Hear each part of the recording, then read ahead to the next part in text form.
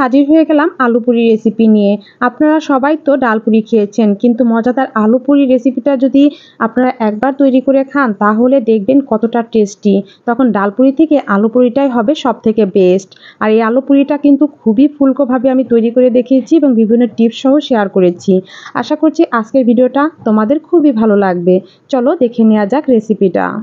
আলু পুরি তৈরি করার জন্য প্রথমে 3টা আলু ভালো করে ছুলে ধুয়ে আমি সিদ্ধ করতে বসিয়ে দিলাম। আর অন্যদিকে আমি একটা ডো তৈরি করে নেব। তার জন্য একটি বলে আমি নিয়ে নিচ্ছি 2 কাপ পরিমাণের ময়দা। আপনারা চাইলে এখানে রিফাইন আটাটাও ব্যবহার করতে পারেন, স্বাদমতো লবণ, আর দিয়ে দিলাম 2 টেবিল চামচ তেল।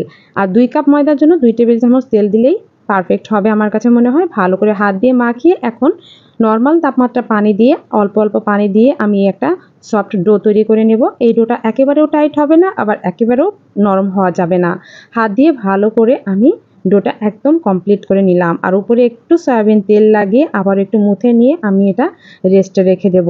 আর এই ময়দাটা সেট হওয়ার জন্য 15 থেকে 20 মিনিট ভালো করে ঢেকে রেখে দিতে হবে। এখন দেখুন আলু তিনটেও কিন্তু আমার সিদ্ধ হয়ে গেছে। এখন ভালো করে আমি এই আলু তিনটেকে ম্যাশ করে নিচ্ছি। ভালো করে ম্যাশ করে নিতে হবে। আর ম্যাশ করে নিয়ে এই সিদ্ধ আলুটা এক সাইডে আমি নিয়ে এখন নিয়ে নিলাম আমি দেখুন কিছু শুকনো মরিচ ভাজা। দিয়ে দিলাম স্বাদমতো লবণ।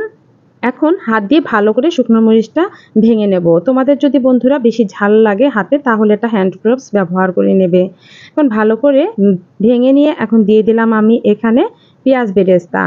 আর আমি ফ্রাই প্যানে ভাজার সময় যে তেলটা ছিল সরিষা তেলটা এগুলো দিয়ে আমি ভেজেছি, সেই সরিষার তেল আমি 2 চামচ পরিমাণে এখানে দিয়ে দিলাম। এখন হাত দিয়ে ভালো করে পেঁয়াজ, মরিচ, লবণ, তেল একসাথে মাখিয়ে নিলাম।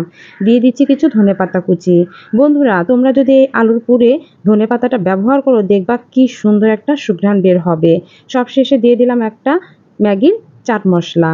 আর এই ম্যাগির মশলাটা দেওয়ার কারণে কিন্তু আলু পুরির একেবারে স্বাদটাই চেঞ্জ হয়ে যাবে। এতটা পরিমাণে টেস্ট হবে, তোমরা অবশ্যই এটা ব্যবহার করার চেষ্টা করবে।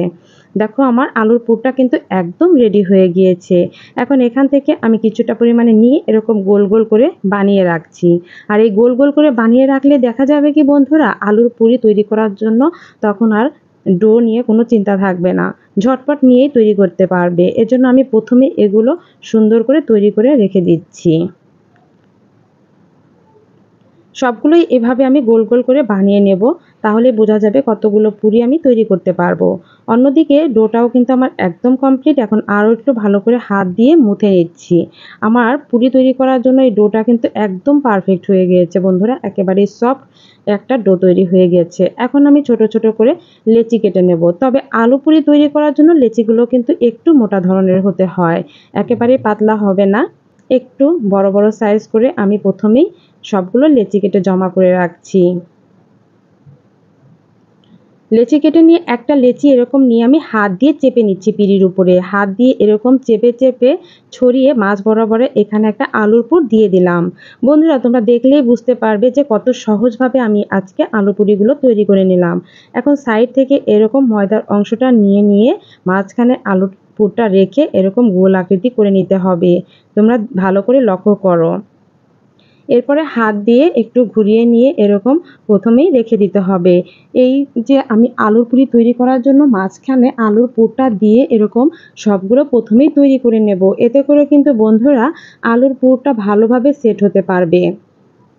মাঝ বরাবরে দিয়ে দেখতেই পাচ্ছ কিভাবে করছি। মাঝ বরাবর আলুর পুরটা দিয়ে 2 সাইডে এরকম উঠিয়ে দিচ্ছি আমি। ভিডিওটা না টেনে আমি সম্পূর্ণটা দেখানোর চেষ্টা করেছি যাতে তোমরা খুব ভালোভাবে বুঝতে পারো। এভাবে আরও একটা নাস্তার শেপ আমি তৈরি করে নিলাম। এভাবেই সবগুলো আমি তৈরি করে নিচ্ছি প্রথমে, তারপরে হচ্ছে আলু পুরিটা তৈরি করব। একটা লেচি আমি নিয়ে নিলাম, এর মধ্যে কিন্তু আমার আলু অলরেডি দেওয়া আছে। এখন হাত দিয়ে একটু চেপে চেপে নিয়ে আমি বেলনা দিয়ে হালকা চাপে আমি পুরির শেপটা দিয়ে নেব। একেবারে জোরে দেওয়া যাবে না, তাহলে কিন্তু আলুর যে পুরটা দেওয়া আছে সেটা বের হয়ে যাবে বা ভালো হবে না। হাত দিয়ে চেপে চেপেও নাস্তাটা তৈরি করতে পারো। সবশেষে একটু পিঁড়িতে বেলনা দিয়ে এভাবে বেলে নাস্তাগুলো তৈরি করে নিতে হবে। পুরিগুলো তৈরি করে নিয়ে এখন চুলার উপরে আমি তেল বসিয়ে দিয়েছি ছোট্ট একটা কড়াইয়ে। তেলটা ভালো মতো গরম হলে পুরিগুলো ছেড়ে দিতে হবে। দেখতে পাচ্ছ বন্ধুরা পুরিগুলো দেওয়ার পরে 1 থেকে 2 মিনিট পরে কতটা সুন্দর ফুলকোভাবে ফুলে উঠেছে। এপিঠ ওপিঠ উল্টিয়ে লাল লাল করে আমি পুরিটা ভালো করে ভেজে নিলাম। আরও একটা দেখিয়ে দিচ্ছি বন্ধুরা, একটা পুরির লেচি আমি দিয়ে দিলাম। এরকম স্প্যাচুলার সাহায্যে হালকা একটু নেড়েচেড়ে দিচ্ছি। হালকা একটু নেড়েচেড়ে কিন্তু একটু চাপ দিলেই ভালো করে ফুলে উঠবে। দেখতেই পাচ্ছ বন্ধুরা, আমি কিন্তু আলতো করে একটু চেপে চেপে দিচ্ছি। আর চুলার আঁচটা কিন্তু মিডিয়াম হিটে রাখবে। ভালো করে তেলটা গরম হলে মিডিয়াম হিটে রাখলেই ফুলে উঠবে। দেখো, স্প্যাচুলা দিয়ে হালকা করে একটু উল্টিয়ে পাল্টিয়ে নেড়েচেড়ে চেপে চেপে কিন্তু সম্পূর্ণ পুরিগুলোই আমি ভেজে নিলাম। আর সবগুলো পুরিই আমার ফুলকো হয়েছে। তৈরি হয়ে গেল মজার ফুলকো ফুলকো আলু পুরি। এই পুরিগুলো খেতে যতটা মজা, আমার কিন্তু তৈরি করে তার থেকে বেশি ভালো লেগেছে। কারণ সবগুলো পুরি এতটা ফুলকো হয়েছে, দেখেই আমার কাছে অনেক ভালো লেগেছে। এই পুরিগুলো সস, পেঁয়াজ বা কাঁচামরিচের সাথে অনেকেই খেয়ে থাকেন। যে কোনো কিছুর সাথেও খেতে পারবেন এবং গরম গরম খেতে এমনিতেও খুবই ভালো লাগে। এই রেসিপিটা যদি ভালো লেগে থাকে তাহলে লাইক, কমেন্ট, শেয়ার করতে ভুলবেন না। সবাই ভালো থাকবেন, সুস্থ থাকবেন। আজকে এ পর্যন্তই। আল্লাহ হাফেজ।